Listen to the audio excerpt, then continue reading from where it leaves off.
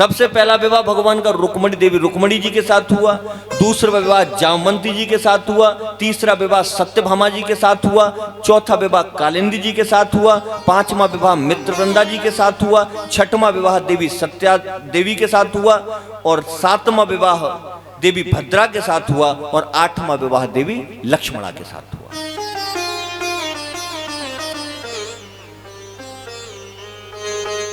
परीक्षित जी महाराज ने प्रश्न किया सुखदेव जी से कि हे प्रभु,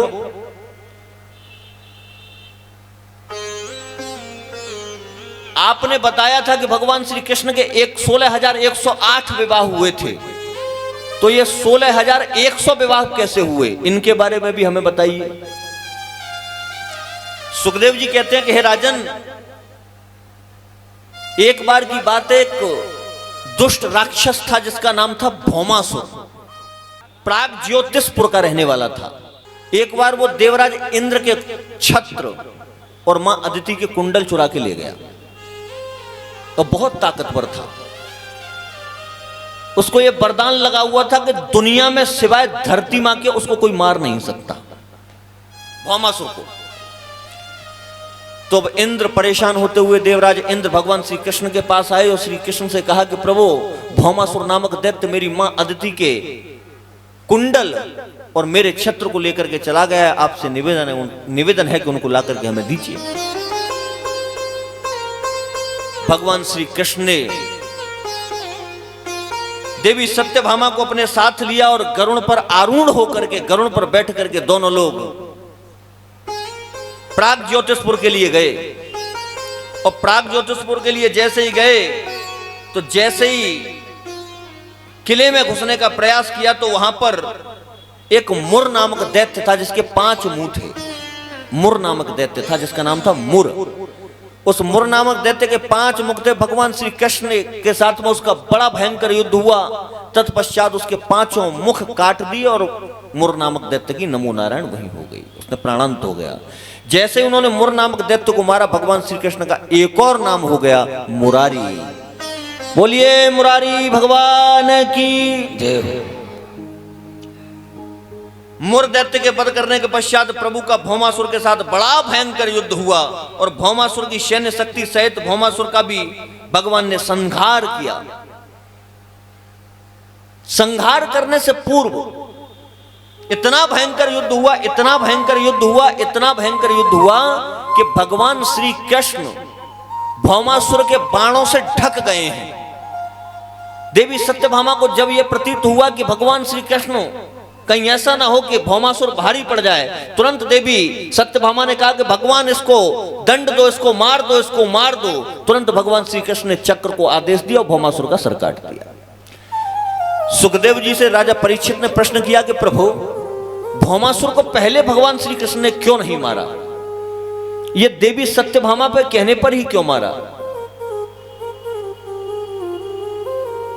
तो सुखदेव जी महाराज बताते हैं कि हे राजन, ये जो भौमासुर था ये धरती का पुत्र था, पृथ्वी देवी का ही पुत्र था।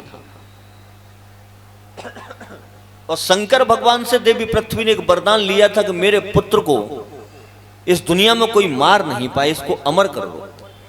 शंकर भगवान ने ये वरदान दिया भौमासुर को और देवी पृथ्वी को कि हे देवी पृथ्वी, मैं आपके बेटे को अमर करता हूं, ये वरदान देता हूं कि इसे दुनिया में कोई नहीं मार सकता, भगवान विष्णु भी नहीं मार सकते, लेकिन इसकी मृत्यु तभी होगी जब आप कहोगी कि इसको मार दो।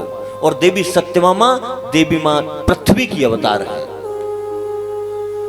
इसलिए भगवान श्री कृष्ण देवी सत्यभामा को गरुड़ पर आरूढ़, गरुड़ पर बिठा करके अपने साथ युद्ध करने के लिए ले गए थे।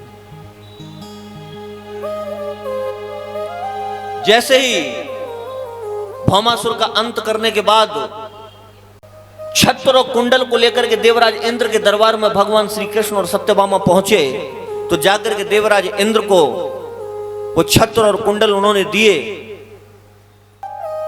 समय गुजरता गया, समय गुजरता गया।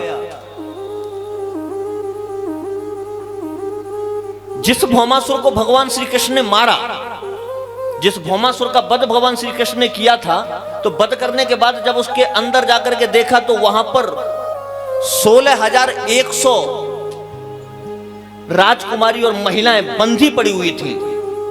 क्योंकि भौमासुर की ये शर्त थी, ये जिद थी कि मैं 20,000 महिलाओं से विवाह करूंगा। लिखा हुआ भागवत में ये शर्त थी कि मैं 20,000 महिलाओं से विवाह करूंगा। भौमासुर जहां भी आक्रमण करता था, वहां की जितनी भी राजकुमारियां होती थी, उन सबको बंदी बना करके ले आता था। उसकी ये गिनती 16,100 तक पहुंची। तो भौमासुर को मारने के बाद भगवान श्री कृष्ण ने उन 16,100 माताओं को, देवियों को आजाद किया। आजाद करने के बाद उनसे कहा कि अब आप स्वतंत्र हैं, अपने घर के लिए जा सकती हैं। उन देवियों ने कहा कि हे प्रभु, आपने हमें आजाद तो कर दिया, लेकिन अब हम अपने घर नहीं जा सकते, क्योंकि अपने घर जाएंगे तो हमारे घर वाले, पड़ोसी और जितने भी लोग हैं वो सब कहेंगे कि भौमासुर की कैद से आई है, पवित्र नहीं है। बताइए अब हम क्या करें, कहां जाके मरें? मृत्यु के अलावा कोई और उपाय नहीं है हमारे पास। और यदि आप हमें बचाना चाहते हो तो उपाय केवल एक ही है कि आप हमें पत्नी के रूप में वर्ण कर लीजिए, हमसे विवाह कर लीजिए। तो उनकी लज्जा को बचाने के लिए, उनको जीवित रखने के लिए भगवान ने यहां 16,100 विवाह और किए। ये भगवान श्री कृष्ण के 16,108 विवाहों का चर्चा हमने की।